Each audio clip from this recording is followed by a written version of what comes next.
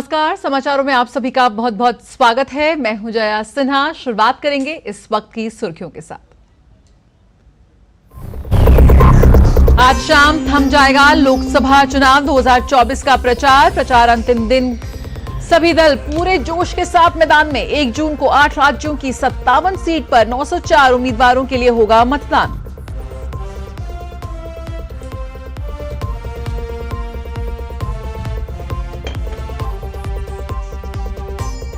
प्रचार के अंतिम रण में भाजपा के दिग्गज मैदान में। प्रधानमंत्री की पंजाब के होशियारपुर में जनसभा। कहा, आज सभी को बिना भेदभाव मिल रहा है सरकार की योजनाओं का लाभ।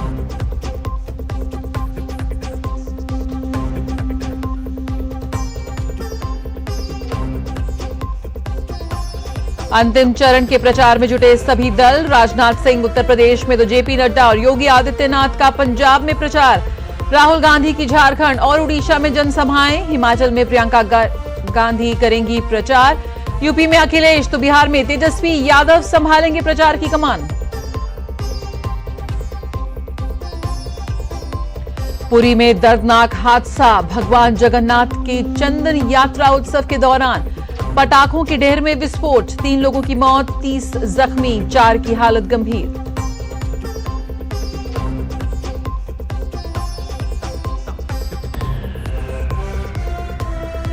सफलतापूर्वक लॉन्च हुआ अग्निबाण। सुबह लगभग 7:15 पर सतीश धवन अंतरिक्ष अनुसंधान स्टेशन से हुआ प्रक्षेपण।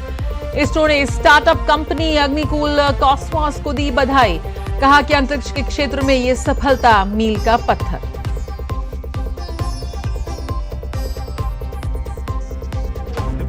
प्रचंड गर्मी की चपेट में उत्तर भारत। पंजाब, पश्चिमी राजस्थान, हरियाणा, उत्तर प्रदेश, मध्य प्रदेश में हीट वेव का ऑरेंज अलर्ट।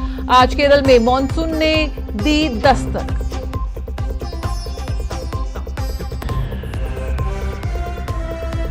और रोहन बोपन्ना और वेरोनिका की जोड़ी फ्रेंच ओपन में करेगी अपने अभियान की शुरुआत। मिश्रित युगल के पहले दौर में ल्यूडमिला वावसोरी की जोड़ी से होगा सामना।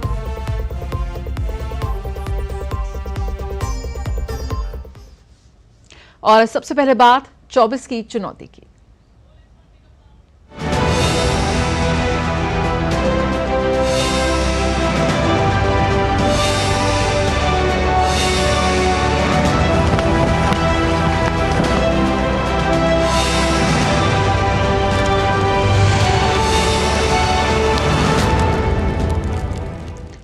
लोकसभा चुनाव 2024 अपने अंतिम पड़ाव पर आ पहुंचा है। आज शाम लोकसभा चुनाव 2024 के प्रचार थम जाएगा। प्रचार के अंतिम दिन सभी दलों के दिग्गज पूरी ताकत के साथ अलग अलग स्थानों पर जनसभा कर रहे हैं। 7वें और अंतिम चरण के लिए 1 जून को 57 सीटों पर मतदान होना है। आखिरी चरण में कुल 904 उम्मीदवार चुनावी मैदान में हैं। अंतिम चरण के मतदान के लिए एनडीए और विपक्ष के नेताओं ने पूरी ताकत झोंक दी है। अगर आखिरी चरण के दिग्गजों की बात करें तो 1 जून को प्रधानमंत्री नरेंद्र मोदी की वाराणसी सीट पर भी मतदान होना है। वहीं पश्चिम बंगाल में ममता बनर्जी के भतीजे अभिषेक बनर्जी की डायमंड हार्बर सीट पर दिलचस्प मुकाबला देखने को मिल रहा है।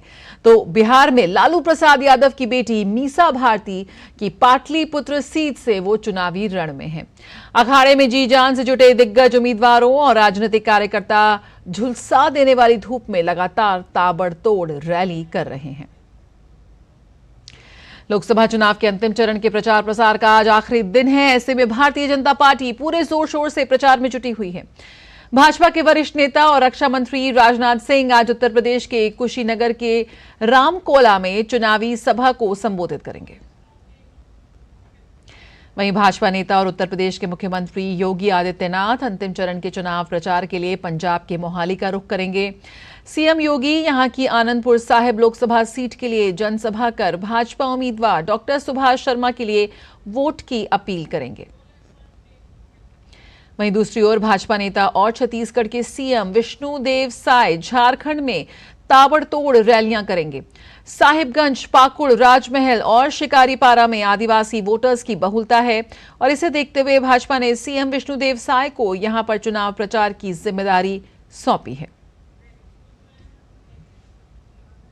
लोकसभा चुनाव के 7वें और अंतिम चरण के लिए विपक्षी पार्टियों ने चुनाव प्रचार में पूरी ताकत झोंक दी है।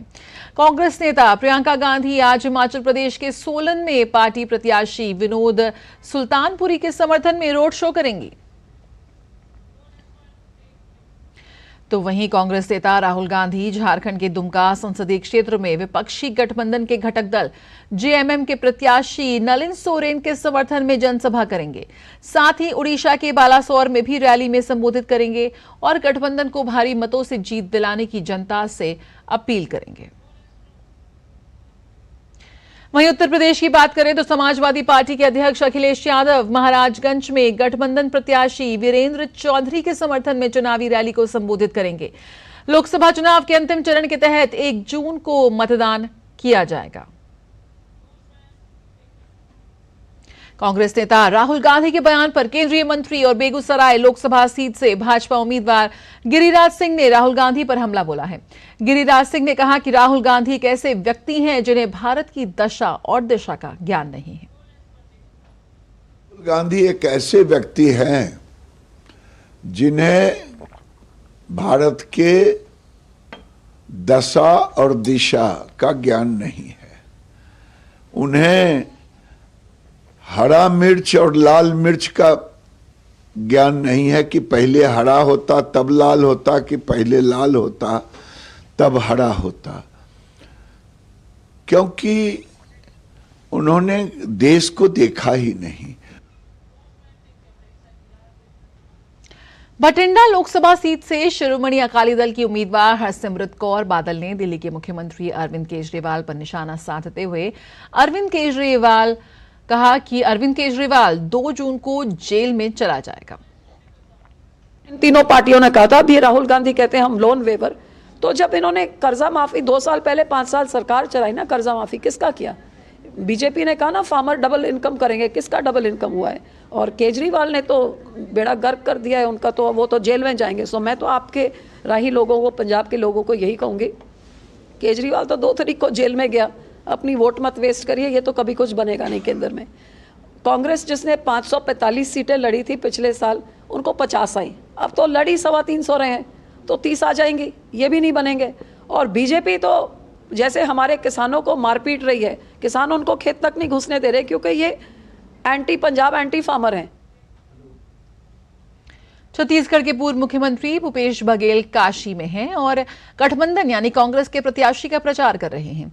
डीडी न्यूज से खास बातचीत में उन्होंने बताया कि छत्तीसगढ़ में बीजेपी से सीधी लड़ाई है और लोगों ने परिवर्तन के लिए मतदान किया है। हमारे साथ छत्तीसगढ़ के पूर्व मुख्यमंत्री भूपेश बघेल जी हैं और जो वाराणसी में प्रचार प्रसार कर रहे हैं कांग्रेस के प्रत्याशी अजय राय जी का।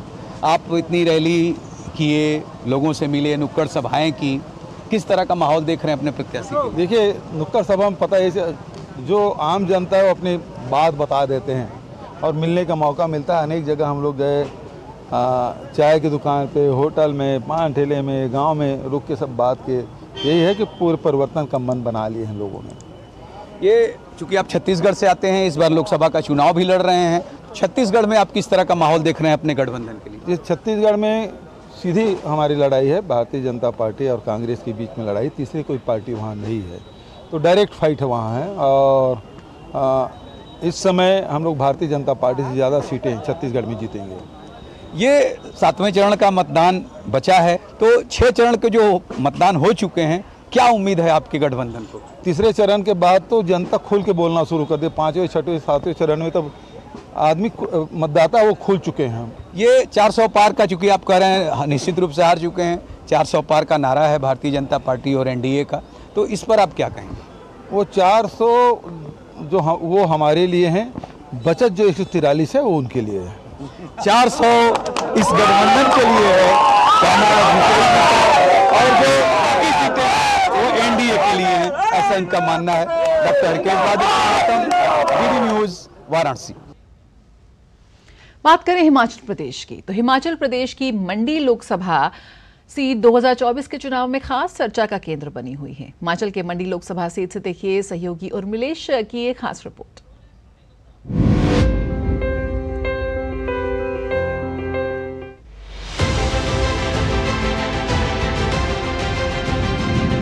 लोकतंत्र का सबसे बड़ा महापर्व यानी लोकसभा चुनाव अब अपने अंतिम दौर में है। आखिरी चरण में हिमाचल प्रदेश की 4 लोकसभा सीटों पर 1 जून को मतदान होना है। प्रदेश के मंडी संसदीय क्षेत्र की इस बार काफी चर्चा है, क्योंकि यहाँ भाजपा ने फिल्मी पर्दे की क्वीन कंगना रनौत को टिकट दिया है, तो वहीं कांग्रेस ने राज्य के 6 बार के मुख्यमंत्री रहे वीरभद्र सिंह और सांसद प्रतिभा सिंह के बेटे विक्रमादित्य सिंह को मैदान में उतारा है। टिकट की घोषणा के बाद कंगना ने इलाके में धुआंधार प्रचार किया है और वे मोदी सरकार के पिछले 10 वर्षों के विकास कार्यों को लेकर जनता के बीच में जा रही हैं। ये कांग्रेस वाले जो हैं, आपको पता है, चाहे केंद्र हो चाहे राज्य हो, ये लोग अगर आए हैं राजनीति में तो लूटने आए हैं, लोगों का पैसा खाने आए हैं।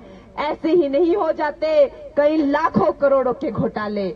भाई आजकल क्यों नहीं हम सुनते कि जी चारा घोटाला कर दिया बीजेपी ने, कि कोयला घोटाला कर दिया, कि जी 2G घोटाला कर दिया, कि हमारे नेताओं ने जो है कि इतने हजारों करोड़ खा लिए, इतने हजारों करोड़ के घपले कर दिए। हम कभी नहीं सुनते, क्योंकि भारतीय जनता पार्टी जो है वो ईमानदार लोगों की पार्टी है। खास बात यह है कि यहाँ पर पूर्व मुख्यमंत्री एवं नेता प्रतिपक्ष जयराम ठाकुर ने कंगना के प्रचार की कमान संभाल रखी है। उन्हें विश्वास है कि मंडी की जनता भाजपा प्रत्याशी को अपना जनादेश देकर संसद में पहुंचाएगी। हम 4 सीटों पर हिमाचल प्रदेश में 2014 में भी जीते थे। चुनौतियां होने के बावजूद उस वक्त कांग्रेस की सरकार थी और मंडी लोकसभा क्षेत्र से वीरभद्र सिंह की पत्नी चुनाव लड़ रही थी, वो भी हार गई थी। 2019 में हमने रिकॉर्ड जीत हासिल किया, तो पूरे देश में सबसे ज्यादा वोट शेयर के साथ हमने 4 सीटें जीती और 2024 में भी हम बहुत शानदार, बहुत बड़ी जीत और शानदार जीत हासिल करेंगे 4 सीटों पर। मंडी से कंगना के खिलाफ कांग्रेस ने मंडी राज परिवार के विक्रमादित्य सिंह को उतारा है। विक्रमादित्य सिंह ने भी प्रचार में ताकत झोंकते हुए भरोसा जताया है कि इस बार जनता उनके पक्ष में मतदान करेगी। मुद्दे बहुत है, हिमाचल के विकास के मुद्दे हैं, स्मार्ट सिटी का मुद्दा है, 4 लेन का मुद्दा है। हिमाचल के साथ साथ इस इलाके में फूड प्रोसेसिंग प्लांट बनाने का मुद्दा है, किसानों के मुद्दे हैं, हमारे एक्स सर्विस मैन के मुद्दे हैं। हिमाचल को एक अलग बटालियन, रेजिमेंट इंडियन फोर्सेस में आगे आने वाले समय बनाने के मुद्दे हैं। चुनौती यहाँ के विकास की है, चुनौती यहाँ के लोगों की आवाज को बुलंद करने की है और हम यहाँ की आवाज को पूरी मजबूती से लोकसभा में बुलंद करेंगे। बात अगर मंडी लोकसभा सीट के चुनावी मुद्दों की करें तो पर्यटन विस्तार, एयरपोर्ट, रेलवे निर्माण सहित कई मुद्दे प्रमुख रूप से जनता के बीच में हैं। महिलाएं तो यही देख के वोट देती हैं कि हमें महंगाई और सिक्योरिटी हो उनकी, यही है बेसिक, और रोजगार है। यूथ चाहता है एक स्थिर सरकार बने, जो अपने मतलब जो भी डाउन टू अर्थ बंदा है वो बने, जो मतलब लोगों के बीच रहे।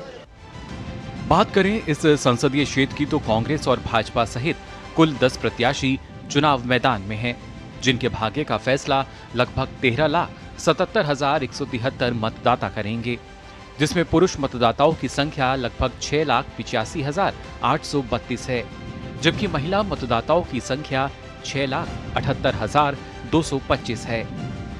ऐसे में अब देखना दिलचस्प होगा कि 4 जून को जीत का सेहरा किसके सिर पर सजता हुआ नजर आएगा। मंडी लोकसभा क्षेत्र में मुख्य मुकाबला कांग्रेस और भारतीय जनता पार्टी के बीच दिखाई दे रहा है। हालांकि इसका फैसला 1 जून को यहाँ की जनता करेगी और आपको और हमको 4 जून को ही पता चल पाएगा। कैमरामैन गौरव गिरी के साथ मैं उर्मिलेश भट्ट, डीडी न्यूज़, मंडी, हिमाचल।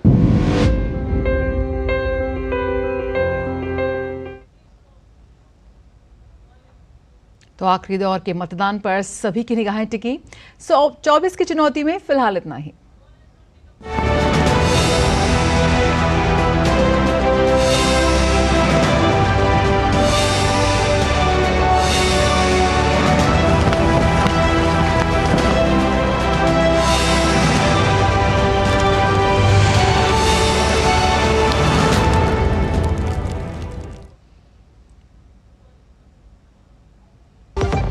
आतंकवाद, नक्सलवाद पर होता रहेगा कड़ा प्रहार। ये है मोदी की गारंटी।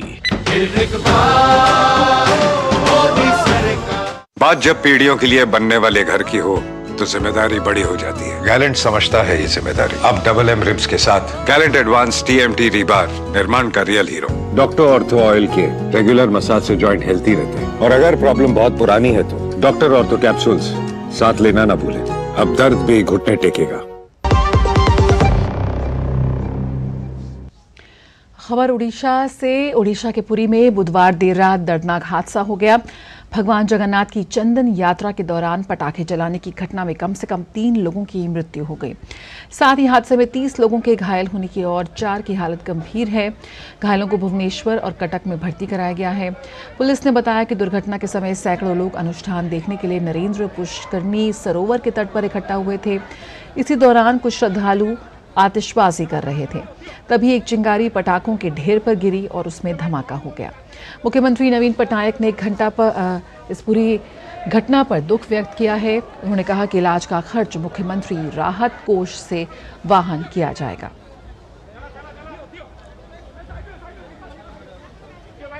वहीं केंद्रीय मंत्री धर्मेंद्र प्रधान ने भी इस हादसे पर दुख जताया है। उन्होंने घायलों के जल्द स्वस्थ होने की कामना की है। धर्मेंद्र प्रधान ने ट्वीट किया कि पूरी चंदन यात्रा के दौरान नरेंद्र पुष्करनी देवी घाट पर हुई दुर्भाग्यपूर्ण घटना में कई लोगों के घायल होने की खबर सुनकर दुख हुआ। प्रभु से कामना है कि जो लोग उपचाराधीन हैं वे जल्द स्वस्थ होकर घर लौटें।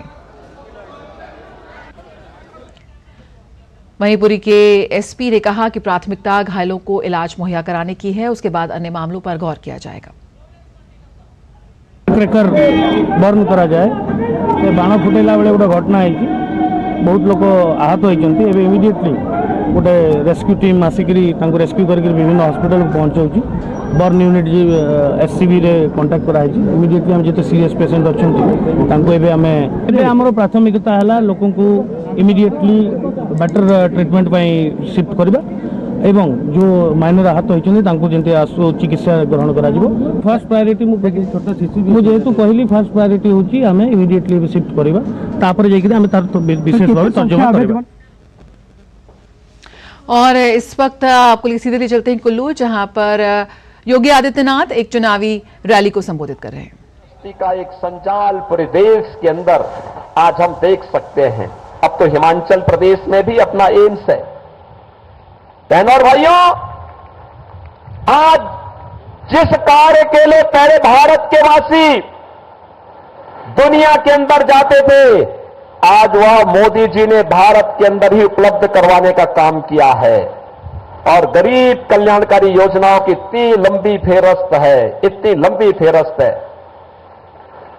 एक भारत है 80 करोड़ लोगों को फ्री में राशन दे रहा है, और दूसरी तरफ पाकिस्तान है 23 करोड़ की कुल आबादी, वह भी भूख से मर रही है।